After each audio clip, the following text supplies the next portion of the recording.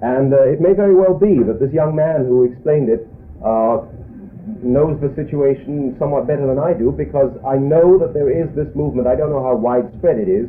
It certainly has been a substantial one in recent years, and it's been felt most dramatically in the kibbutzim, which have, to some extent, been almost anti-clerical, and are now maturing and mellowing, and they're no longer quite so, by definition, against the establishment of organized religion in their own daily lives.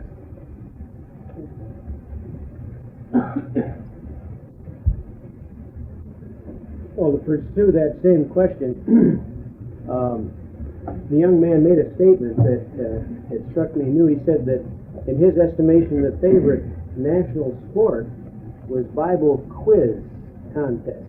Yes. Now, I wasn't quite sure what he meant by this. I think what he was driving at was the fact that every year we have a national Bible quiz, which lasts for about 8 or 9 hours. It's held at the Convention Center in Jerusalem. Mr. Ben-Gurion used to preside personally. The president is always there. It's broadcast continuously. More people listen to that than they listen to the international soccer games in which Israel plays. You can't find anybody in the streets because they're all at home tuned in to the radio listening to the national Bible quiz. I suppose it's facetious to call it a national sport, but it certainly is a major national preoccupation because of the fact that the Bible to us is not only a book of religion. It is the book. It's the basis for Israel. It's the title deed of our peoplehood. It's our history. It's our belief. It's our philosophy. More than perhaps with any other nation. And it came from here, and we have tried to make that link once again by establishing it as our, as it were, as our pillar of belonging. Admittedly, it's not something that you can categorize as a sport or a pastime. But Bible study is very popular. The Bible is used in Israel in schools as a textbook. Probably the only country where it is, as a history book, as a geography book. It's well known, and it's in the language that we use in our daily speech, which is not usual when it comes to religious writings.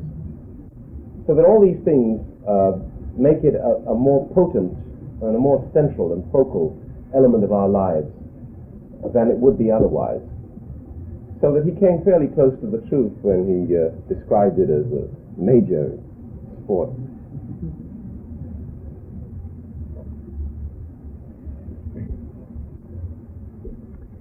There are passages in the Old Testament that definitely point up the uniqueness of your nation, of your people. Do your theologians or your religious leaders feel that this is just happens to be significant from the Old Testament standpoint, or do you feel that the God of the Old Testament has brought this about?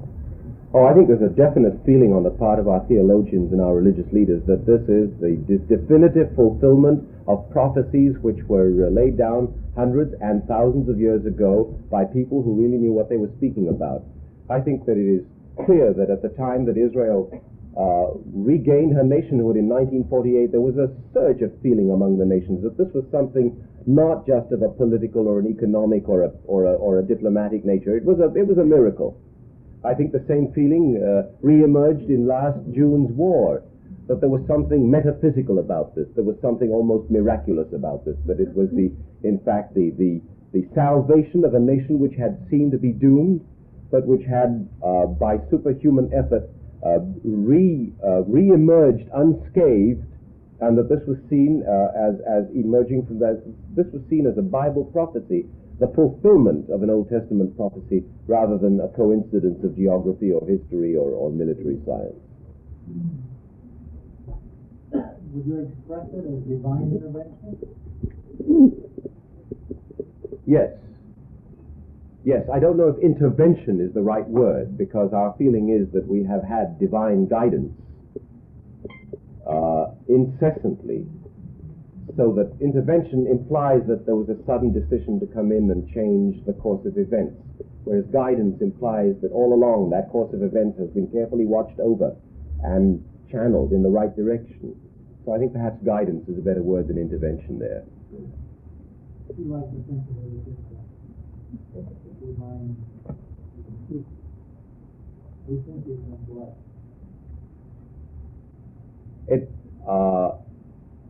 It is indicated, but it's very difficult to make hard and fast definitions on matters of theology, as I think everybody in this room knows. And one of the advantages of the universal religions is that they all permit a certain freedom of interpretation on the part of the individual in such matters as belief in intervention, in guidance, in blessing. Mr. Jacob, to carry that one step further, and you indicated that you feel that a great many people feel that what has taken place is part of the long-range purposes of God for this nation and this people. But one or two people that we've talked to or have talked to us have indicated that there's perhaps a lack of feeling that God is personally interested in the individual. Do you think that there are many people in the nation of Israel now who really could say from their heart, along with David, the Lord is my shepherd, and feel that God has a personal interest in the individual, or is it a national concept?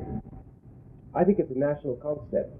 I think that the first public document that the state of Israel was witness to, our Declaration of Independence, started with the words, "With faith and trust in the rock of Israel."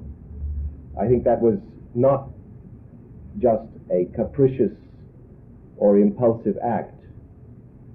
I think that the majority of the nation accept not the narrow definition of a chosen people, but accept the broad definition of a nation whose welfare is under divine guidance, perhaps even under divine blessing.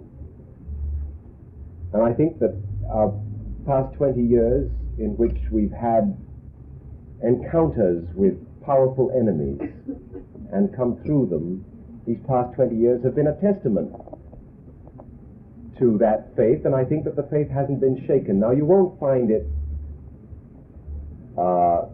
clearly defined on the part of each individual. It's very difficult to draw the line because these things are intangible.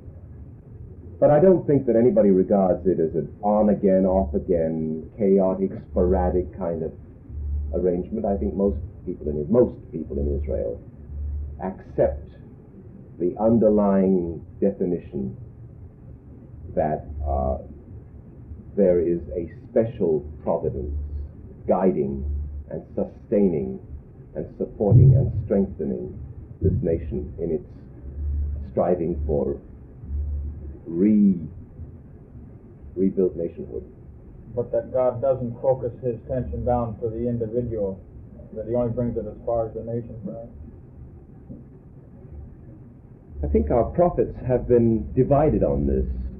Some have said, as David did, "The Lord is my shepherd." Some have spoken of, "And I say unto thee," in the plural.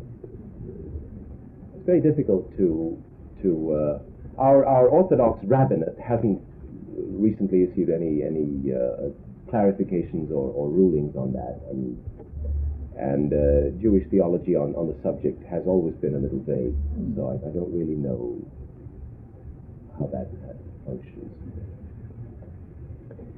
Do you teach the Old Testament, the Bible, in your schools? Yes, indeed. As a history book, as a geography book, as a book of religion, as a book of philosophy and ethics. Yes, indeed we do.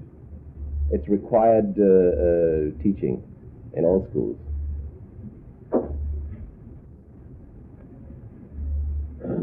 Commit the murder here. They've been convicted of the murder. What usually happens to them? They get life imprisonment. We have no death penalty. It happens.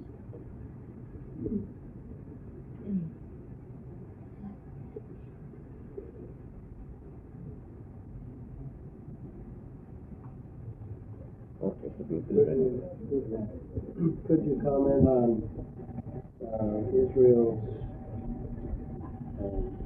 attitude and interest in the recent developments in Czechoslovakia? We have these demonstrations now. Yes. You saw the demonstrations this afternoon. Well, it seems to me that any small nation, and we can speak advisedly on a subject like that, that has a group of powerful neighbors, and on that we can speak advisedly too, that wish to influence its form of government or its form of internal affairs or its daily life, has only two choices. Either to stand up and by undertaking active self-defense, as in June last year, to ward off the danger, or to trust that world opinion or friends outside will save its soul. They don't. I think that Israel, more than most nations, was quite badly shocked yesterday because Russia wasn't going into a country that she had designated as an enemy. She was going into the country that she had designated as an ally, military and political ally. She was on friendly terms with this country. She had engaged in a dialogue with Czechoslovakia, which is something our Arab neighbors for 20 years haven't done with us. So that it was a particularly brutal and cynical act of naked aggression. It's very hard for us to judge the Czech people for not rising up in violent opposition, as did the Hungarians 10 years ago. Because after all, they're more surrounded and they were less prepared because of the preceding weeks of Soviet blandishments, which gave them the feeling that they had gone over the crisis. To us, the most ugly aspect of the whole thing was the re-entry into Czechoslovakia of German troops from East Germany. To the Czechs, too, it must have been even more galling than Russian troops. It doesn't seem to us as though Czechoslovakia today is going to be able to maintain any kind of national independence in the foreseeable future.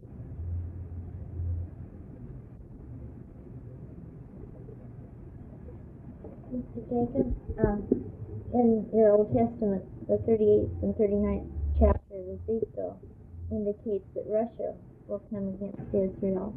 Do you think this event in Czechoslovakia with no resistance would be an encouragement for Russia? It might. I know the chapters you're referring to. There is a state called Rush, which has been interpreted to be modern Russia. There is a question as to whether that's a valid interpretation. We feel that Russia's been against us now for almost 15 years, quite hotly breathing down our necks. It was Soviet weapons that threatened our existence a year ago.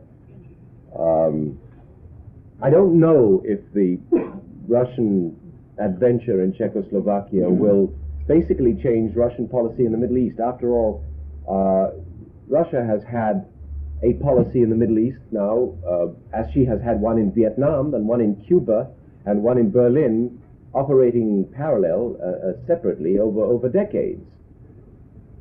And I don't think that the occupation of Czechoslovakia will necessarily make Russia change her stand in the Mediterranean or in Vietnam.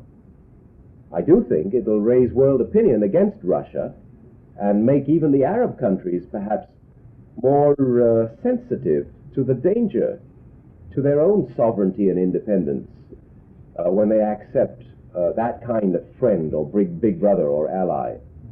I also think it'll alert opinion in the United States, especially in Congress and the government, that the Cold War is still very much with us. And if that's the case, then it means that the Cold War in the Middle East, in the Mediterranean, will continue as it has been. Russia has been clearly trying to push into the Mediterranean, into the Middle East, into Africa, into the Arab oil fields. And it may be presumptuous of an Israeli official to say this, but it seems to me that in recent years the only stumbling block, the only solid opposition she has encountered has been the Israeli Defense Army. And the fact that we're now in occupation of one side of the Suez Canal has kept her from going into the Red Sea too. And that may last a long time. So I don't think there's a question about whether Russia is against us. She is. It's a question of whether she's going to make more headway. And I don't see any connection between what happened in Czechoslovakia. I don't yet see any connection between what happened in Czechoslovakia and what Russia may or may not do in the Middle East. If she was going to intervene, she probably would have done it in the war last year. She didn't, so the chances are that it'll now be a political struggle. And she obviously doesn't want peace in the Middle East, because the moment there's peace, then the Arabs aren't going to need Russia anymore. They aren't going to need her weapons and her economic aid and her political support, and then she's going to lose her influence in the Arab countries. So it's in her interest to keep things boiling. And this she's been doing quite successfully now. Our questions are no holds barred. Yes, sir. So may your answer to this question. You see any significance to the fact that Russia, as you say, seems to be pushing into the Mediterranean area through Egypt and Jordan and so forth, and yet United States is supplying arms to Jordan, and up to a point we're supplying a great deal of arms and help to Egypt, which has not been existent for some time. What is your feeling toward us? Well, our feeling on the whole towards the United States is that the United States is the best friend Israel has.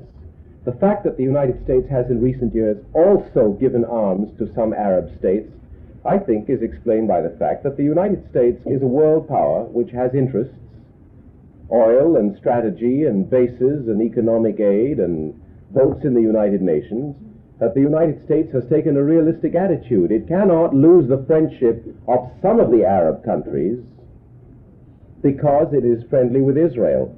This is precisely what other Arab countries have been trying to say to the United States. If you want to be our friend, then boycott Israel. And the United States has always answered, in our view, rightly, don't tell us whom to befriend and whom to boycott. We'll choose our friends, we'll choose our enemies. The United States does have friends in the Arab world: Morocco, Tunisia, Lebanon, Jordan, Saudi Arabia. To keep those friends, to prevent them from going to Russia, it has given them arms. It has also given us arms. It has tried to keep a balance. It's a legitimate act of a great power. Naturally, we're not happy when those arms find their way into the hands of soldiers who may use them to kill us. But it's the way the world is, and we're not going to be naive or unrealistic and say it shouldn't be done. We know it's going to be done. I think any American government would probably proceed along those lines. I also think that what we've got to try and do is to be strong enough to make sure that the Arab armies that do get weapons from the West, and it isn't just the United States, it's Britain and France and Germany too, that the Arab armies that do get arms from the West recognize that we too are getting a level of arms which will deter them from trying to start a fourth round. It is still Israel's policy to prefer not to have a war, to be strong enough to prevent a war, and only in the second and worst alternative to be strong enough to win it if it comes. I would say with a statesman-like answer like that Mr. Egan is in jeopardy. His job is in jeopardy.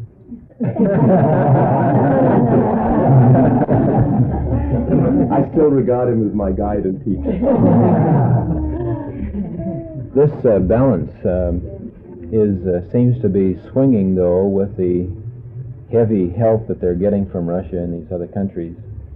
And Yes. certainly you must be leery of this. Well, it's troubling us to a great extent. We would like the possibility of acquiring even more advanced weapons, such as the Phantom jet fighter that the Navy and Air Force are now using, have begun to use. And we haven't given up hope that it'll be recognized that in order to maintain this delicate equilibrium that we're striving for, that we'll get some Phantom jet fighters. Similarly, we hope that we'll get some more jet planes from the French, who've contracted to sell them but have held up the sale. It's really a question of maintaining a balance. And the balance isn't always mentioned in numbers, isn't always measured in numbers. For instance, last June, when Colonel Nasser had massed his entire army in the Sinai Peninsula, 100,000 troops and 1,000 tanks, it doesn't sound very much by Vietnamese standards, but it was a bigger army than Hitler used to conquer France in the Second World War, and it's the largest armed force that was ever massed in the Middle East. When Nasser had 1,000 tanks there, that was twice as many tanks as we had altogether. And I'm not even counting the Syrian and Jordanian and Iraqi and Algerian and Saudi tanks that were added to the joint Arab armies. And yet they were repelled and overcome. So that it isn't always simple numbers that count. It's your position, it's your strategy, it's your internal lines, it's your spirit, it's your determination to survive, because one serious defeat for Israel is the end of the state. And a defeat for the Arabs is just another defeat in a series that they've been having for 400 years. That's the difference. So that we can't just measure it in terms of planes or tanks. Understood our taste. Well, I think perhaps just time to go to sleep. we certainly thank you, sir. And I'm sure I speak greatly in the Christian because of your success in the Six-Day War. Now, isn't that a strange set of circumstances? I haven't even told the folks this, but I had a young man a number of years ago come to our church. He was an engineer, and in our country, the scientists are prone to become atheists. It isn't just an impersonal attitude toward God. They just don't believe there is a God, many of them. And this young man worked with a number of young engineers from the church, and they were sharing with him the supernaturalness of the Bible and the Christian message and the person of Christ. And he came curiously, and I happened to be preaching on the regathering of Israel as a testimony of the supernatural of God in the Bible.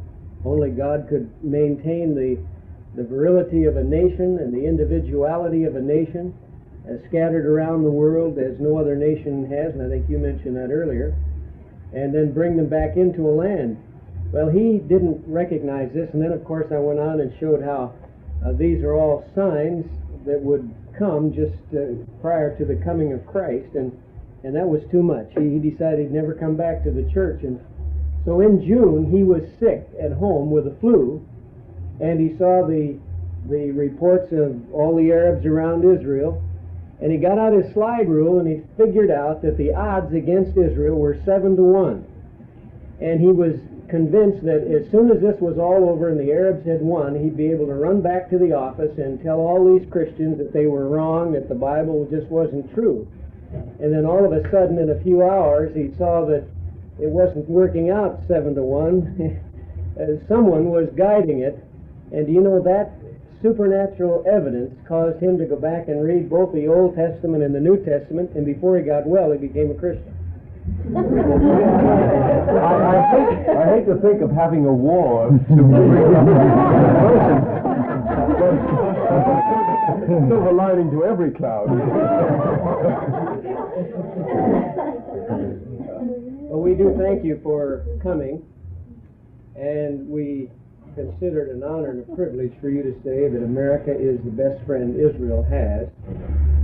We are grateful that this is true, and as Christians, we pray for the peace of Jerusalem and the nation Israel, that God's perfect will be done here. We've enjoyed very much your being here, all of you. It's a pleasure to have known you these few hours.